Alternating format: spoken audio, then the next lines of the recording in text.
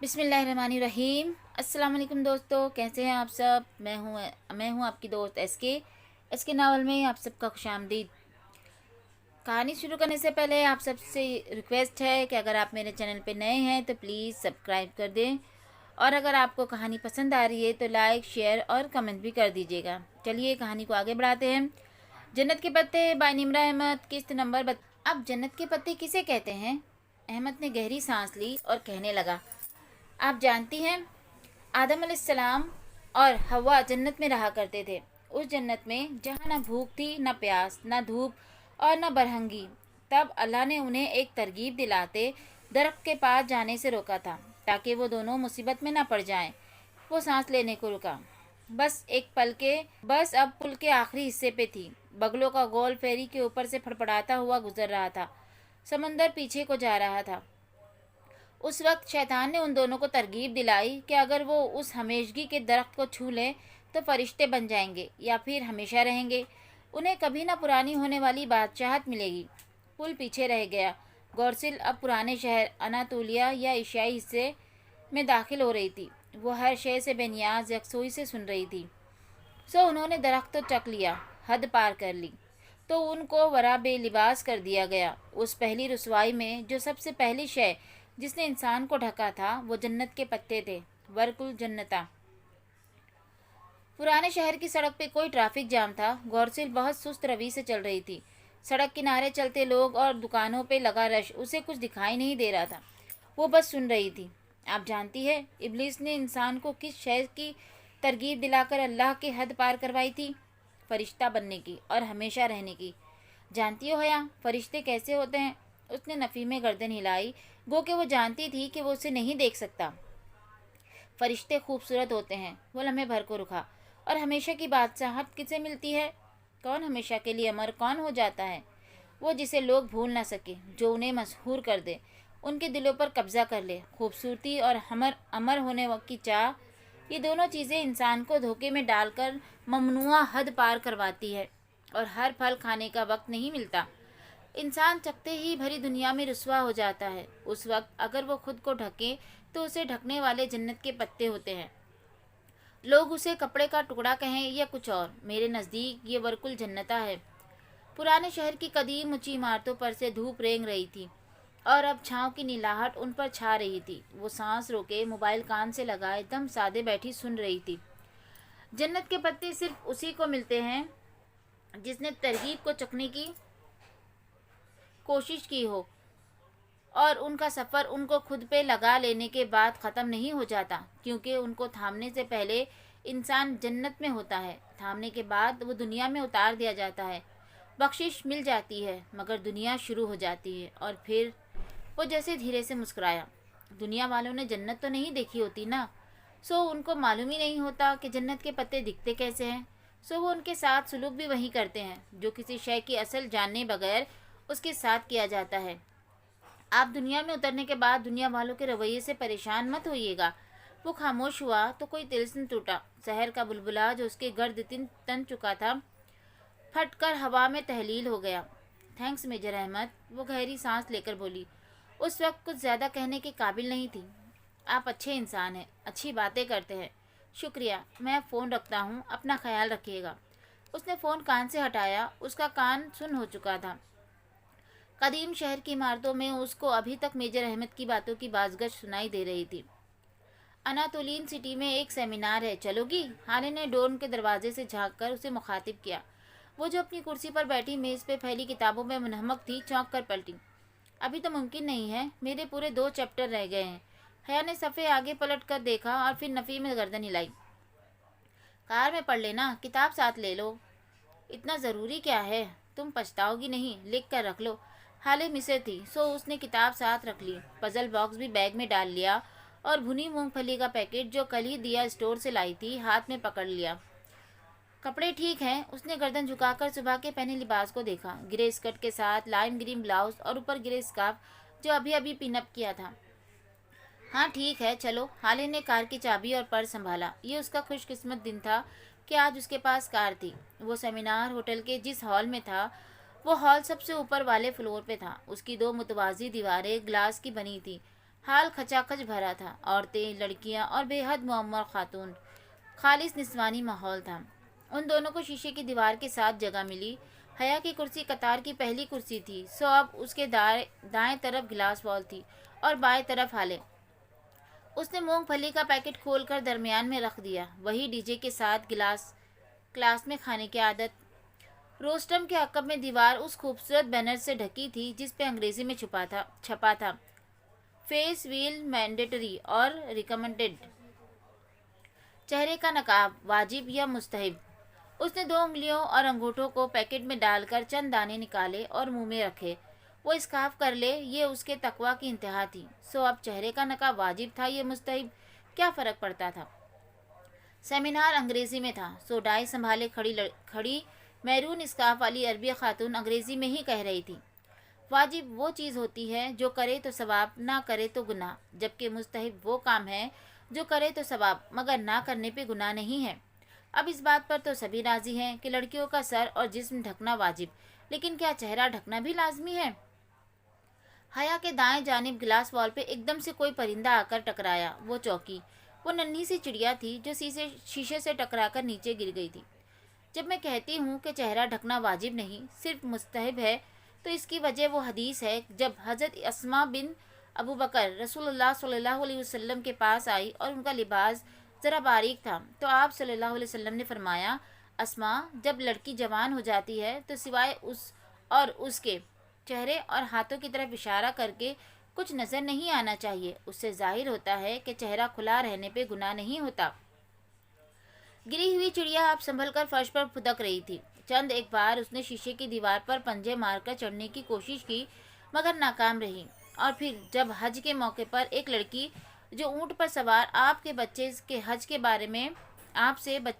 بارے میں پوچھ رہی تھی تو آپ صلی اللہ علیہ وسلم کے پیچھے کھڑے فضل رضی اللہ تعالیٰ عنہ لاشعوری طور پر اس لڑکی کے چہرے کو دیکھ رہے تھے، تو آپ صلی اللہ علیہ وسلم نے ہاتھ پیچھے کر کے فضل رضی اللہ تعالیٰ عنہ کا چہرہ دوسری جانب پھیر دیا، جبکہ اس لڑکی کو چہرہ ڈھکنے کا نہیں کہا۔ دوسری طرف آپ صلی اللہ علیہ وسلم کے زمانے میں ازواج مطہرات اور صحابیات جو حجاب اوڑھتی تھی وہ مستحب کے درجے کا تھا، واجب کا نہیں۔ سو جو سورہ نور میں ہے کہ وہ اپنی زینتیں چھپائیں سوائے اس کے کہ جو خود ظاہر ہو جائیں، تو وہ جو خود ظاہر ہو جائیں میں سرما، انگوٹھی وغیرہ کے ساتھ چہرہ بھی شامل ہے۔ چڑیا پھڑپڑاتی ہوئی کب کی اڑ چکی تھی۔ وہ مونگ پھلی چباتے ہوئے سر حسبات میں ہلاتی مقررہ کو سن رہی تھی۔ وہ مزید چند دلائل دے کر اپنی کرسی پر واپس جا چکی تھی اور تب تک وہ مطمئن ہو چکی تھی، اسے ان کی ساری بات ٹھیک لگی تھی۔ میں ڈاکٹر فریحہ سے اختلاف کی جسارت کروں گی۔ ڈائس پر آنے والی گرے اسکارف والی مقررہ اپنی بات شروع کر چکی تھی۔ وہ دراصل بحث تھی۔ حیا اور ہالے باری باری اپنی پیکٹ میں انگلیاں ڈال کر مونگ پھلی نکالتے ہوئے پوری طرح ان کی طرف متوجہ تھی۔ رہی اسماء بنت ابو بکر رضی اللہ تعالیٰ عنہ والی حدیث، اس کی تشریح تو محرم رشتوں کے لحاظ سے بھی کی جا سکتی ہے کہ وہ رسول اللہ صلی اللہ علیہ وسلم کی سالی تھی، اور اسی حدیث کے ہم دلیل لیتے ہیں کہ بہنوئی سے چہرے کا پردہ نہیں ہوتا، اور حضرت فضل رضی اللہ تعالیٰ عنہ والا واقعہ حج کے موقع کا تھا، اور حج پر آپ صلی اللہ علیہ وسلم نے سختی سے نقاب یا دستانے پہننے سے منع فرمایا ہے، جس سے ظاہر ہوتا ہے کہ نقاب کرنا اس زمانے میں ایک کامن پریکٹس تھی۔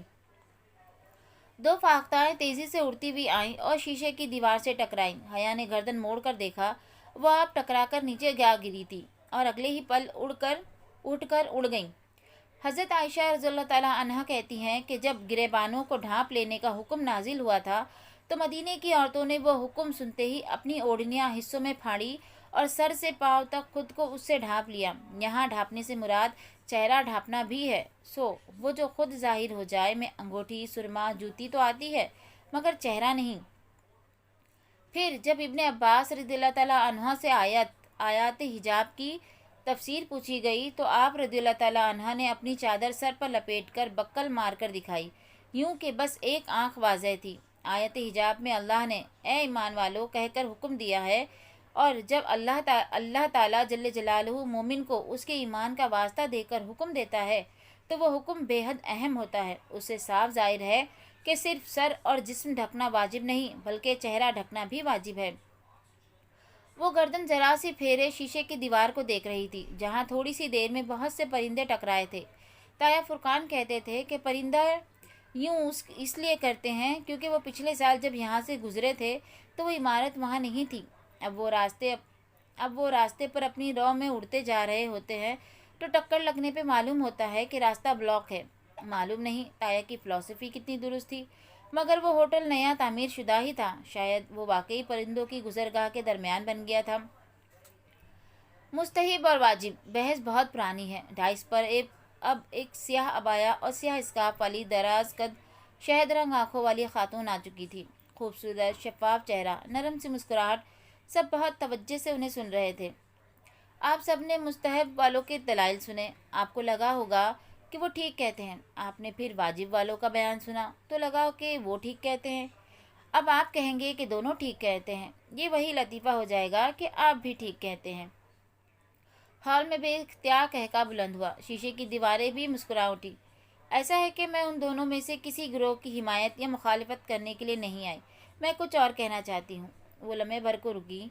पूरा हॉल बहुत दिलचस्पी से सुन रहा था। हम उमूमन दुनिया और आखिरत की मिसाल किसी कॉलेज एग्ज़ाम से देते हैं, राइट? तो वही मिसाल ले लेते हैं।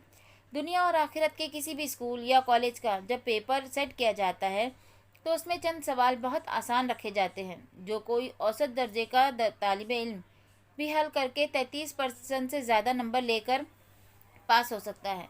फिर चंद सवाल ज़रा मुश्किल होते हैं जो सिर्फ अच्छे तलबा हल करके 70-80% नंबर ले जाते हैं। और आखिर में कुछ सवालात पेचीदार और मुश्किल रखे जाते हैं। वो सवाल पोजीशन होल्डर्स का फैसला करते हैं।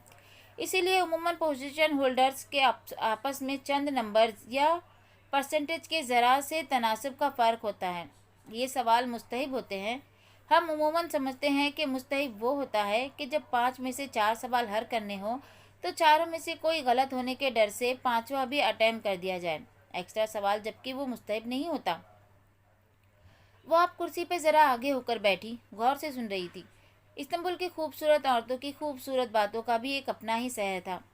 अब होता यह है कि शफाफ चेहरे वाली डॉक्टर शाइस्ता कह रही थी कि इस मसले पे वाजिब वाले मुस्तहिब वालों पे इल्ज़ाम लगाते हैं कि आप अपनी मर्ज़ी का दिन चाहते हैं और ख्वाहिशात की पैरवी कर रहे हैं, जबकि मुस्तहिब वाले उन्हें कहते हैं कि आप शिद्दत सिंध हो रहे हैं। इल्ज़ामात की इस जंग में लड़कियों के पास बहाना आ जाता है कि उन्हें हिजाब की ज़रूरत नहीं, वह ऐसे ही ठीक हैं, क्योंकि ये तो साबित ही नहीं है कि इस्लाम में चेहरे का पर्दा है भी या नहीं, जबकि ये गलत तासिर है। बहस नकाब के होने या ना होने की नहीं है, बल्कि बहस उसके वाजिब या मुस्तहब होने की है। आसान लफ्ज़ में कहती हूँ, उस पे सब राज़ी हैं कि नकाब करने पे सवाब है, जबकि इख्तलाफी नुक्ता ये है कि क्या नकाब ना करने पे गुनाह भी है या नहीं। उसने स्कॉलर के चेहरे को देखते उंगलियां पैकेट में डाली तो पूरो ने खाली प्लास्टिक को छुआ। मूंगफली कब की ख़त्म हो चुकी थी। उसने उंगलियां नहीं निकाली, वो वैसे ही पूरी यकसोई से स्टेज की तरफ देख रही थी। मैं सोचती हूँ कि थोड़ी देर के लिए हम इख्तलाफी नुक्ता यानी गुनाह है या नहीं छोड़ दें और सिर्फ मुतफ़िक नुक्ते पे गौर करें तो इस मसले का हल निकल सकता है। गुनाह को छोड़ दें, कॉमन पॉइंट देखें कि नकाब करना एक नेकी है, बहुत बड़ी नेकी। तो क्या जो चीज़ मुस्तहिब होती है उसे फालतू समझ कर छोड़ दिया जाता है, जैसे मुस्तहिब वाले करते हैं? वो नकाब को गैर वाजिब करार देकर उसकी तरवीज व तबलीग करना ही छोड़ देते हैं। हम समझते हैं कि सिर्फ 33% वाले जवाब देकर किसी फालतू सवाल के बगैर ही हम पास हो जाएंगे। क्या हमें यकीन है कि हमारा 33% का जवाबनामा भी दुरुस्त लिखा गया है? उनके सवाल पर हाल में खामोशी छाई रही, मरऊब सी खामोशी। इधर हम सब औरतें और लड़कियां ही मौजूद हैं। एक बात कहूँ आपसे, हम में ये चंद बातें ज़रूर होती हैं, सारी नहीं तो कुछ तो ज़रूर ही। हम जल्द जेलिस हो जाती हैं, किसी के पीछे उसकी बुराई भी कर लेती हैं, मुंह से झूठ भी फिसल जाता है। नमाजें हम पूरी पढ़ती नहीं, जो पढ़े उनमें से भी ध्यान कहीं होता है और उनका भी पता नहीं कितना 5वां 9वां या 10वां हिस्सा लिखा जाता होगा। रमज़ान के रोज़े रख लें तो छूटे रोज़ों की कज़ा देना भूल जाते हैं। ये था वो 33% पर्चा। ये कितना अच्छा हम हल कर रहे हैं, हम जानते हैं, फिर भी हमें लगता है कि हमें किसी एक्स्ट्रा अमल की ज़रूरत नहीं। माय डियर लेडीज़, जन्नत सिर्फ ख्वाहिश करने से नहीं मिल जाती। کیا آپ کو معلوم ہے کہ آدم کی اولاد میں ہر 1000 میں سے 999 جہنم میں ڈالے جائیں گے اور صرف ایک جنت میں داخل کیا جائے گا؟ یہ میں نہیں کہہ رہی، یہ بخاری کی حدیث ہے۔ کیا ہم اس اعمال نامے کے ساتھ اس ایک میں سے شامل ہو سکتے ہیں؟ وہ بالکل ساکت بیٹھی، بنا پلک جھپکے مقررہ کو دیکھ رہی تھی۔ جہنم کے لفظ نے اس کی آنکھوں کے سامنے ایک فلم چلا دی تھی۔ ہراقلیطس کی دائمی آگ، بھڑکتا آتش دان، دہکتے انگارے۔ آج ہم بحث کرتے ہیں کہ نقاب واجب ہے یا نہیں۔ میں سوچتی ہوں کہ کل کو قیامت کے دن جب ہم ایک ایک نیکی کی تلاش میں ہوں گے، تب ہم شاید رو رو کر کہیں گے کہ آخر اس سے کیا فرق پڑتا تھا کہ حجاب واجب تھا یا مستحب تھا، تو نیک عمل تھا تو ثواب ہی نا، تو ہم نے کیوں نہیں کیا؟ انہوں نے رک کر ایک گہری سانس اوپر کو کھینچی۔ یقین کرے، میں واجب والوں اور مستحب والوں کسی کی حمایت میں مخالفت نہیں کر رہی۔ میں بس ایک بات کہہ رہی ہوں کہ حجاب کرنا نیکی ہے، سو چاہے آپ اسے واجب سمجھ کر کریں یا مستحب سمجھ کر، اسے کرے ضرور اور اسے پھیلائے بھی ضرور۔ ہمارے جھوٹ، خیانتیں اور دھوکے ہمارے لیے جو آگ تیار کر رہی ہیں، اس سے دور ہونے کے لیے جو کرنا پڑے کرے۔ اور ایک آخری بات۔ وہ پھر سانس لینے کو رکی۔ ہال میں اسی طرح مکمل خاموشی تھی۔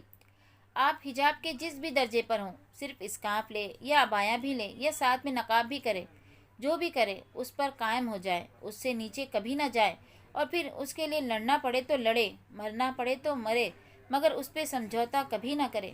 مجھے نہیں معلوم کہ حجاب واجب ہے یا مستحب، میں بس یہ جانتی ہوں کہ یہ اللہ کو پسند ہے، تو پھر یہ مجھے بھی پسند ہونا چاہیے۔ وہ اسٹیج سے اتری تو ہال تالیوں سے گونج اٹھا۔ گرے اسکارف والی اور میرون اسکارف والی دونوں خواتین متفق انداز میں مسکراتے ہوئے سر ہلا کر تالی بجا رہی تھی۔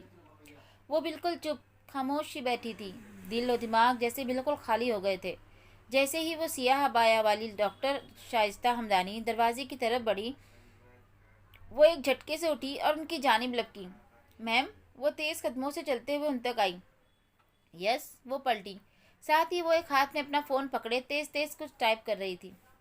وہ میں بھی کرنا چاہتی ہوں نقاب، مگر اس کی سمجھ میں نہیں آ رہا تھا کہ وہ کیسے اپنی بات سمجھائے۔ مگر میں کیسے کروں؟ بہت آسان، ڈاکٹر شائستہ نے موبائل بیگ میں ڈالا اور پھر آگے بڑھ کر اس کے اسکارف کا سامنے کا گرا دایاں تکونا پلو اٹھایا۔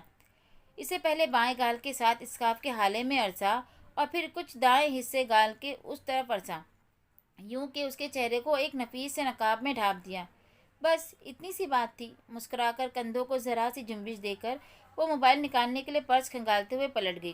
اتنی سی بات تھی۔ وہ اپنی جگہ منجمد سی کھڑی رہ گئی۔ بس اتنی سی بات تھی۔ اس کا سانس گھٹا، نہ دل تنگ ہوا، نہ ہی نگاہوں کے سامنے اندھیرا چھایا۔ سب ویسے ہی تھا، بس اتنی سی بات تھی۔ اناتولیا کے بازار میں چہل قدمی کرتے، گوسل کی نشست کھڑکی کے باہر دیکھتے، سبانجی کے کیمپس میں واپس بس سے اترتے، ہر جگہ اس نے لوگوں کو، دیواروں کو، مناظر کو کھوجنے کی صحیح کی۔ کیا کوئی فرق پڑا تھا؟ مگر اسے احساس ہوا کہ سب ویسا ہی تھا۔ اس میں ہمت نہیں تھی کہ وہ ڈاکٹر شائستہ کا پہنایا نقاب اتار سکتی۔ سو وہ استنبول میں اسی نقاب کے ساتھ لمحے بتاتی رہی، پر کہیں کوئی گھٹن، کوئی تنگی نہ تھی۔ انسان دنیا اپنی آنکھوں سے دیکھتا ہے، نہ کہ ناک، رخسار، تھوڑی یا پیشانی سے، سو ان کے ڈھکے ہونے کے باوجود منظر وہی رہتا ہے، پھر کیسی پریشانی؟ لیکن پھر بھی اسے عجیب سی خفت ہو رہی تھی، باوجود اس کے حالے کا انداز ویسا ہی تھا جیسا پہلے تھا۔ ڈورم کی سیڑھیاں چڑھتے ہوئے اسے حسین اور معتصم اترتے دکھائی دیے۔ حسین بس لمحے بھر کو ٹھٹکا تھا، پھر دونوں مسکرا کر سلام کرتے نیچے اتر گئے۔ سب پہلے جیسا تھا۔ اے نبی صلی اللہ علیہ وسلم، آپ صلی اللہ علیہ وسلم کہہ دے اپنی بیویوں سے اور اپنی بیٹیوں سے اور اہل ایمان کی عورتوں سے کہ وہ اپنے اوپر اپنی چادریں لٹکا لیا کریں تاکہ وہ پہچان لی جائیں اور وہ ستائی نہ جائیں۔ بے شک اللہ بخشنے والا مہربان ہے۔ بے شک۔ وہ اپنی کرسی پر بیٹھی کتاب پر جھکی، ذہنی طور پر ابھی تک اسی خیال میں تھی جہاں شیشے کی دیواروں سے پرندے ٹکرایا جایا کرتے تھے۔ جب واپسی کے وقت پس منظر میں کسی نے یہ آیت چلا دی تھی تو وہ اس کے ٹرانس سے باہر ہی نہ آ سکی تھی۔ اسے لگا وہ کبھی اس کے اثر سے نہیں نکل سکے گی۔ لمحے بھر میں اس کی سمجھ میں آ گیا تھا کہ وہ آج تک حجاب یا نقاب کیوں نہیں پہن سکی تھی، باوجود اس کے کہ تایا، ابا اور روحیل بھی اسے بہت تاکید کرتے تھے۔ وہ یہ نہیں کر سکی، اس لیے کیونکہ انہوں نے ہمیشہ اپنی کہی، کبھی اللہ کی بات سنائی ہی نہیں۔ جبر کی طرح اپنی بات مسلط کرنی چاہیے، اور اکثر باپ بھائی یہی تو کرتے ہیں، اپنی ہی کہتے رہتے ہیں، پھر شکایت کرتے ہیں کہ بچیاں مانتی کیوں نہیں ہیں۔ کبھی اللہ کی سنوا کر تو دیکھتے، پھر علم ہوتا کہ مسلمان لڑکی چھوٹی ہو یا بڑی، نرم ٹہنی ہو یا سخت کانچ، دل اس کا ایک ہی ہوتا ہے، وہ دل جو اللہ کی سن کر جھک ہی جاتا ہے، پھر کسی واعظ، تقریر یا درس کی ضرورت نہیں رہتی۔ ایک آیات، ایک آیات زندگی بدل دیتی ہے، بس ایک آیات۔ ببو بیو قدا کے ساحل پہ لہریں پتھروں سے سر پٹک رہی تھی، ان کا شور اس اونچے سفید قصر عثمانی کے اندر تک سنائی دے رہا تھا۔ محل اندھیرے میں ڈوبا تھا، راہداریاں تاریک تھیں، صرف دوسری منزل کی اسٹڈی میں نیم روشنی چھائی تھی۔ اندر ایک مدھم سا بلب جل رہا تھا، یا پھر میز پر کھلا پڑا عبد الرحمن کا لیپ ٹاپ۔ البتہ وہ اسکرین کی طرف متوجہ نہیں تھا، وہ ریوالونگ چیئر کی پشت پہ سر گرائے سوچتی نگاہوں سے چھت کو دیکھ رہا تھا۔ اس کی دونوں سونے کی انگوٹھیاں اور موٹے فریم کے گلاسز میز پہ لیپ ٹاپ کے ساتھ رکھے تھے۔ بے خیالی میں اس نے ہاتھ بڑھا کر سگریٹ کی ڈبیا اٹھائی، اسے دیکھا اور پھر ذرا کوفت سے واپس میز پر پھینک دیا۔ اس سگریٹ نوشی سے اسے چھٹکارا لے لینا چاہیے تھا اب تک، بلکہ اور بھی بہت چیزوں سے۔ اس نے آنکھیں بند کر لی اور انگلیوں سے کنپٹیوں کو دھیرے دھیرے مسلنے لگا۔ اس کے سر میں کافی دیر سے درد تھا، شاید بہت سوچنے کے بعد اعصابی دباؤ۔ اس نے نفیر میں سر جھٹکا، اس کے اعصاب بہت مضبوط تھے اور وہ کبھی بھی اس قسم کے دباؤ میں نہیں ہار سکتا تھا۔ اس نے خود کو یقین دلایا، ویسے بھی سب کچھ ٹھیک ہو رہا تھا، ہر شے حسب منصا جا رہی تھی۔ جو تاش کے پتوں کا گھر اس نے بنا رکھا تھا وہ اپنے آخری مرحلے میں تھا، کامیابی بہت نزدیک تھی، جو وہ چاہتا تھا سب ویسے ہی ہو رہا تھا، مگر اب اسے زیادہ توانائی اور زیادہ احتیاط کی ضرورت تھی۔ پچھلی دفعہ کھیل آخری مرحلے میں بگڑ گیا تھا، ہر شے دھب سے اس پر آ گری تھی، اور وہ بھی اس دوست کے طفیل دوست دھوکہ دے، اس سے بڑھ کر تکلیف دہ کو نہیں ہوتی۔ کچھ پل کے لیے وہ اذیت ناک دن اس کی آنکھوں کے سامنے لہرائے تھے، اپنے قابل سے قابل دوستوں اور جاننے والوں کو چھوڑ کر وہ اس قابل نفرت آدمی کے پاس گیا تھا مدد کے لیے، اور اس نے جو کیا وہ بہت برا تھا۔ عبد الرحمن نے تلخی سے سر جھٹکا۔ اس وقت کم از کم وہ اس واقعے اور اس شخص کو یاد نہیں کرنا چاہتا تھا جس نے اس کی پیٹھ پر چھرا گھونپا تھا۔ اللہ ضرور اسے موقع دے گا کہ وہ اس سے اپنا انتقام لے، اور وہ کبھی وہ موقع ضائع نہیں کرے گا۔ اس نے قسم کھا رکھی تھی، مگر اس وقت سے اسے سب بھلا کر ان مواقع پر توجہ مرکوز رکھنی تھی جو اس کے سامنے تھے۔ عبد الرحمن نے کبھی موقعوں کا انتظار نہیں کیا تھا، اس نے موقع ہمیشہ خود پیدا کیے تھے اور پھر اپنے کام نکلوائے تھے۔ اب بھی وہ یہی کر رہا تھا، مگر اس سب سے پہلے اسے اس چھوٹے سے مسئلے کو پایا تکمیل تک پہنچانا تھا جو 4-5 ماہ قبل اس نے خود کھڑا کیا تھا۔ گو کہ ہر چیز ویسے نہیں ہوتی تھی جیسے اس نے سوچا تھا، بڑی غلطی ہوئی اس سے ہاشم پر اعتبار کر کے، مگر پھر بھی اس سب کا اختتام ویسا ہی ہوگا جیسے اس نے سوچا تھا، جیسے اس نے پلان کیا تھا، جیسے دیمت فردوس نے مشورہ دیا تھا۔ ایک اتفاقیہ موقع اسے مزید پیدا کرنا تھا۔ اس نے میز پر رکھا اپنا فون اٹھایا اور فون بک کھولی۔ وہ نمبرز کبھی لوگوں کے اصل نام سے محفوظ نہیں کرتا تھا، یہ نمبر بھی اس نے ایکسچینج اسٹوڈنٹ کے نام سے محفوظ کر رکھا تھا۔ کچھ سوچتے ہوئے اس نے نمبر پر میسج لکھنے لگا۔ 26 مئی سے سبانجی میں امتحانات کا موسم چھا گیا۔ اس کٹھن موسم کو 9 جون تک جاری رکھنا تھا۔ ٹاکسم کا مجسمہ، استقلال جدیسی کے چکر، جواہر کی شاپنگ اور پزل باکس کی پہیلیاں، اسے سب بھول گیا تھا۔ ادالار میں رکنے کے باعث ہونے والا نقصان تو وہ پورا کر چکی تھی، مگر یہاں صرف پاس نہیں ہونا تھا بلکہ ڈکٹیشن لینی تھی۔ اس کا رزلٹ برا ہوا تو پاکستانی ایکسچینج اسٹوڈنٹس کی ناکامی ہوگی، اور رزلٹ اچھا آیا تو پاکستانی ایکسچینج اسٹوڈنٹس کی کامیابی ہوگی۔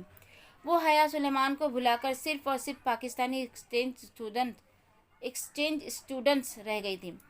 31 مئی کی صبح استنبول پر کسی قہر کی طرح نازل ہوئی تھی۔ وہ رات دیر تک پڑھنے کے بعد فجر کے قریب سوئی تھی کہ آج چھٹی تھی، مگر صبح ہی صبح ہالے کسی آندھی طوفان کی طرح ڈروم میں بھاگتی ہوئی آئی۔ حیا حیا اٹھو! وہ ہالے کے زور زور سے پکارنے پر ہڑبڑا کر اٹھ بیٹھی۔ کیا ہوا؟ نیچے اپنے بنک کی سیڑھی کے ساتھ کھڑی ہالے کے حواس باختہ چہرے کو دیکھ کر اس کا دل جیسے کسی نے مٹھی میں لے لیا۔ وہ لحاف پھینک کر تیزی سے نیچے اتری۔ حیا، ہالے کی آنکھیں جھلکنے کو بے تاب تھی۔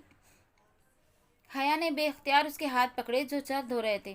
حالے، حیا، فریڈم فورٹیلا جو غزہ جا رہا تھا اسے روک دیا گیا ہے. اسرائیل نے اس پر اٹیک کر دیا ہے. پتہ نہیں کتنے فلسطینی اور ترک مارے جا چکے ہیں. اللہ، اس نے بے اختیار دل پہ ہاتھ رکھا. مگر وہ ایسا کیسے کر سکتے ہیں؟ ان بحری جہازوں میں تو خوراک تھی، دوائیاں تھیں.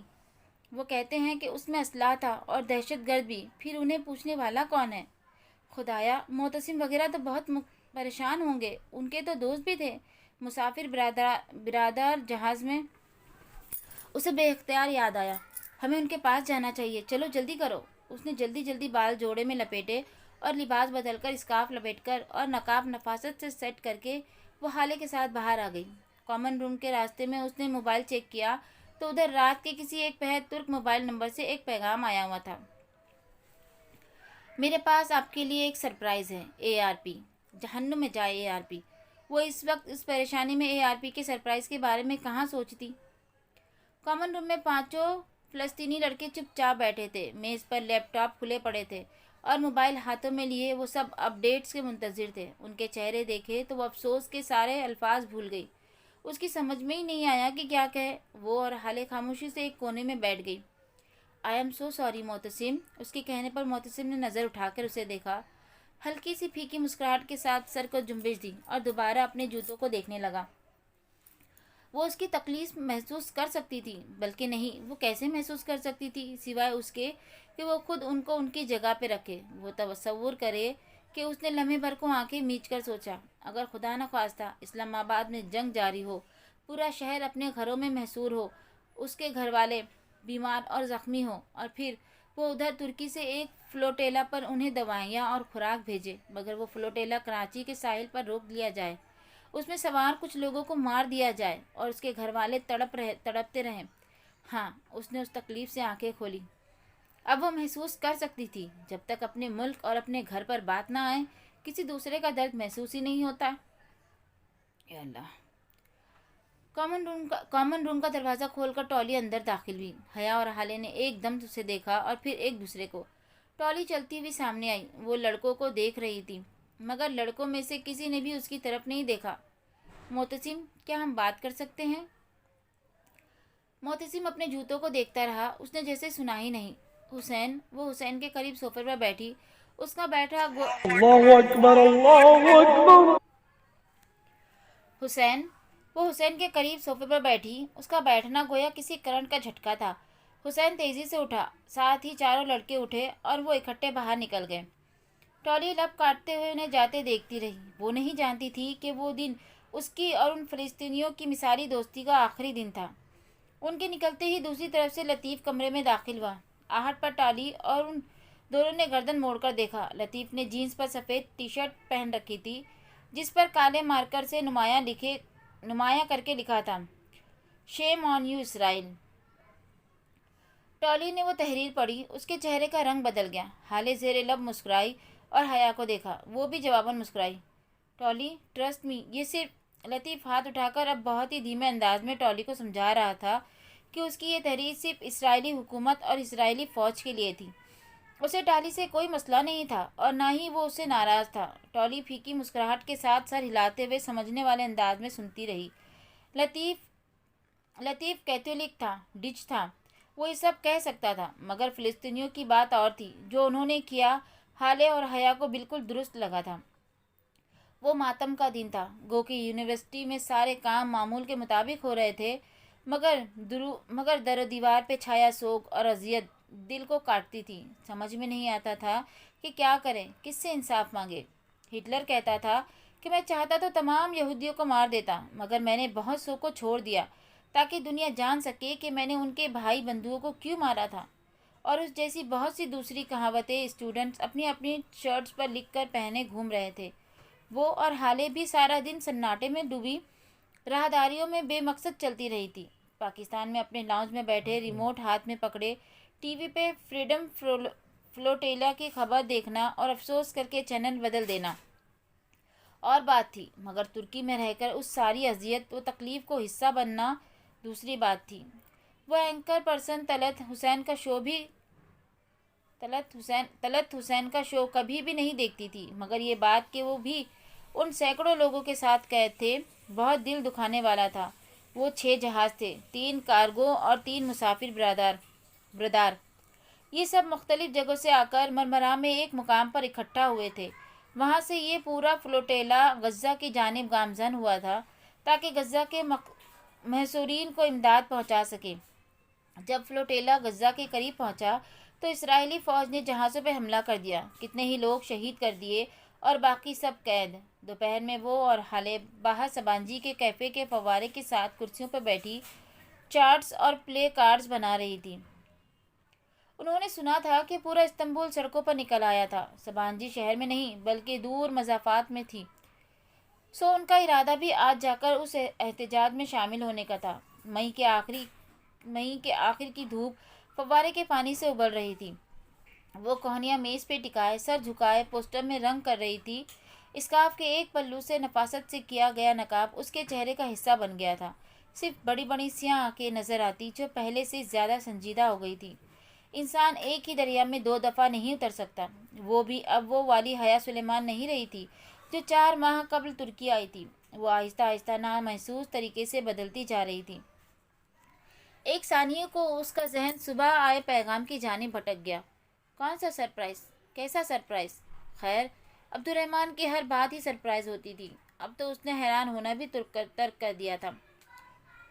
پلے کارڈز اور پوسٹرز لپیٹ کر جب وہ کامن روم میں آئیں تو سینڈرا، چیری اور سارا کتابیں گود میں رکھے ٹی وی دیکھ رہی تھی۔ حالے میز پہ رکھے اپنے بیگ میں کچھ چیزیں ڈال رہی تھی اور فلسطینی لڑکے بھی افراتفری کے عالم میں آ جا رہے تھے۔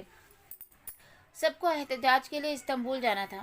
کیا تم لوگ آؤ گے سارا؟ اس نے ٹی وی میں مگن تینوں لڑکیوں کو مخاطب کیا۔ نہیں، سارا نے اسکرین پہ نگاہیں جمائے بے نیازی سے شانے اچکائے۔ چیری اور سینڈرا نے تو اسے دیکھا تک نہیں۔ وہ اسی طرح کھڑی ٹکر ٹکر ان کے چہرے دیکھے گئی۔ حالے اور فلسطینیوں کے ساتھ سامان پیک کروانے اور احتجاجی شرٹس پہن کر اس کارواں میں شامل ہونے کے لیے بہت سے ترک اسٹوڈنٹس بھی آ گئے تھے۔ یہ وہ لڑکیاں تھیں جو گرمی سردی ہر موسم میں منی اسکرٹ میں ملبوس ہوتی تھیں۔ وہ لڑکے جن کا دین مذہب سے کوئی دور کا واسطہ بھی نہ تھا۔ کانوں میں بالی اور قابل اعتراض تصاویر والی شرٹس اور جینز پہننے والے سب ایک ہو گئے تھے، مگر وہ لڑکیاں چیری، سارا اور ٹالی، وہ جن کے ساتھ حیا اور ڈی جے رات کو گھنٹوں باتیں کرتی تھی، جو ساتھ کھاتی پیتی سوتی جاگتی ہنستی بولتی تھی، اب وہی لڑکیاں اجنبی بنی بیٹھی تھیں۔ یہ لوگ کیوں نہیں چل رہے؟ سب واضح تھا، پھر بھی اس نے الجھن بھرے انداز میں حالے سے دھیرے سے پوچھا۔ حالے نے سارا والی بے نیازی سے شانے اچکائے۔ کیونکہ وہ مسلمان نہیں ہے حیا۔ وہ بالکل چپ کھڑی رہ گئی۔ ان 4 ماہ میں انہیں ترک، پاکستانی، فلسطینی، نارویجین، ڈچ، چائنیز، اسرائیل اور ایسی ہی درجنوں تقریبات میں بانٹا گیا تھا، مگر آج قومیت کے سارے فرق مٹ گئے تھے۔ یہودی، عیسائی، بدھسٹ سب ایک طرف ہو گئے تھے اور مسلمان اسٹوڈنٹ ایک طرف۔ اور وہ بھی کن سرابوں کے پیچھے دوڑا کرتی تھی، اسے بھی کن لوگوں کا لباس، کن کا رہن سہن اچھا لگتا تھا۔ انجم باجی اور جاوید بھائی سمیت وہ سب جب ٹاکسم پہ پہنچے تو وہ 5 منٹ کے لیے معذرت کر کے تیزی سے استقلال اسٹریٹ کی طرف چلی آئی۔ اسے جہان کو بھی اپنے ساتھ لینا تھا۔ جتنے زیادہ مسلمان ہوں اتنا بہتر تھا۔ برگر کنگ پر معمول کی گہما گہمی تھی۔ وہ ریسٹورنٹ کی میزوں سے ہٹ کر اندر جانے والے دروازے میں داخل ہو گئی۔ کچن میں ایک ترک لڑکی اور ایک نیا لڑکا کام کر رہے تھے، دونوں شیف تھے۔ سلام، جہان کہاں ہے؟ اس نے ارد گرد نگاہیں دوڑاتے ہوئے لڑکے کو مخاطب کیا۔ وہ ابھی تو یہیں تھا، گوشت کاٹ رہا تھا۔ اب شاید، لڑکے نے مڑ کر ایک دوسرے دروازے کی طرف دیکھا، شاید ڈریسنگ روم میں ہو یا باتھ روم میں۔ اسی پل ڈریسنگ روم کا دروازہ کھلا۔ حیا نے بے اختیار گردن موڑ کر دیکھا۔ جہان اندر داخل ہو رہا تھا، یوں کہ سر جھکائے وہ آنکھوں کو انگلیوں سے رگڑ رہا تھا۔ جہان، اس نے پکارا تو وہ جہان چونک کر گردن اٹھائی۔ اس کی آنکھیں بھیگی اور سرخ سی ہو رہی تھی۔ وہ بمشکل مسکرایا اور سلپ کی طرف آیا۔ السلام علیکم، تم کب آئی؟ وہ اس سے نظر ملائے بغیر گردن جھکا کر گوشت کی ٹرے اٹھانے لگا۔ ابھی تم ٹھیک ہو؟ وہ بغور اس کا چہرہ دیکھ رہی تھی۔ ہاں، بس پیاز کاٹنے سے آنکھوں میں تھوڑی سی جلن ہو رہی تھی تو ابھی منہ دھونے گیا تھا۔ اتنی لمبی وضاحت، وہ بھی جہان دے!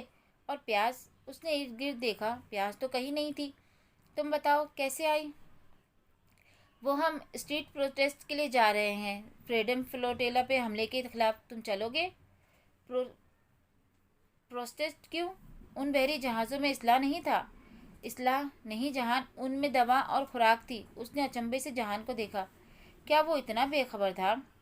یہ تو تم کہہ رہی ہو۔ اسلحہ نہ ہوتا تو اسرائیلی کیوں روکتے اسے؟ وہ لاپرواہی سے کہتے ہوئے گوشت کے قطلے کھٹاکھٹ کاٹ رہا تھا۔ جہان، کیا تمہیں لگتا ہے کہ ان کو کسی وجہ کی ضرورت ہے؟ یہ ان کی آپسی جنگ ہے حیا۔ یہ فلسطینی بھی اتنے سیدھے نہیں ہوتے۔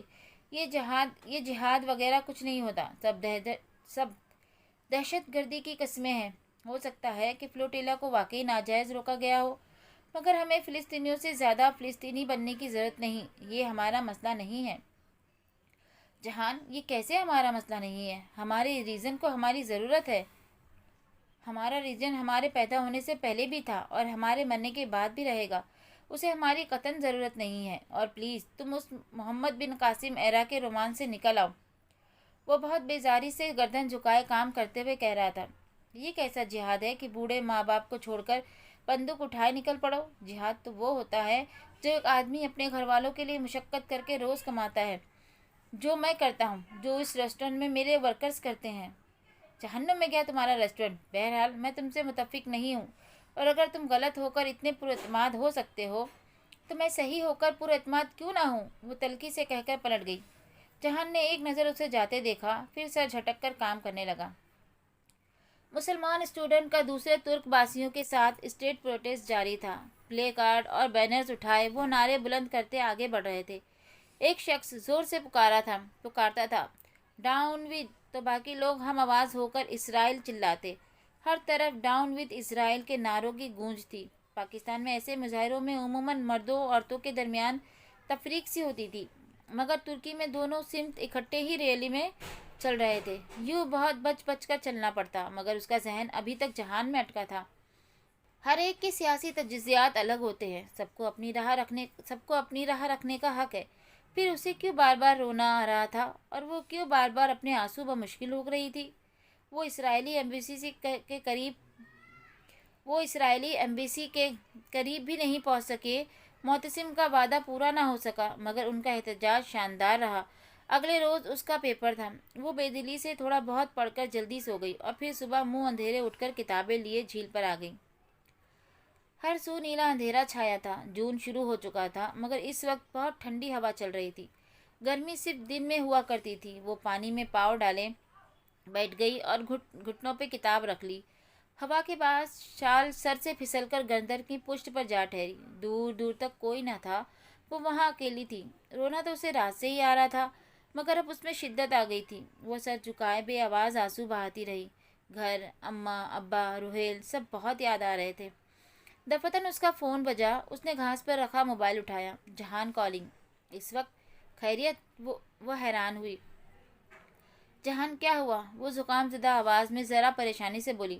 تم جاگ رہی ہو؟ آج تمہارا پیپر ہے نا؟ ہاں، میں جھیل پہ ہوں۔ تم کہاں ہو؟ ایک کام سے قریب میں آیا تھا، بس تم رکو، میں آ رہا ہوں۔ حیا نے موبائل بند کیا اور ہتھیلی کی پشت سے آنسو رگڑے۔ اس نے اپنی پوری زندگی میں اتنا غیر متوقع رویہ رکھنے والا شخص نہیں دیکھا تھا۔ ہیلو۔ چند ہی منٹ بعد وہ اس کے ساتھ آ بیٹھا تھا۔ اس نے دھیرے سے سر اٹھا کر دیکھا۔ جینس اور چاکلیٹ کلر ٹی شرٹ میں وہ بہت تر و تازہ لگ رہا تھا۔ تم اتنی صبح کیسے؟ پھر ملتے ہیں اگلے ایپیسوڈ میں، تب تک کے لیے اللہ حافظ۔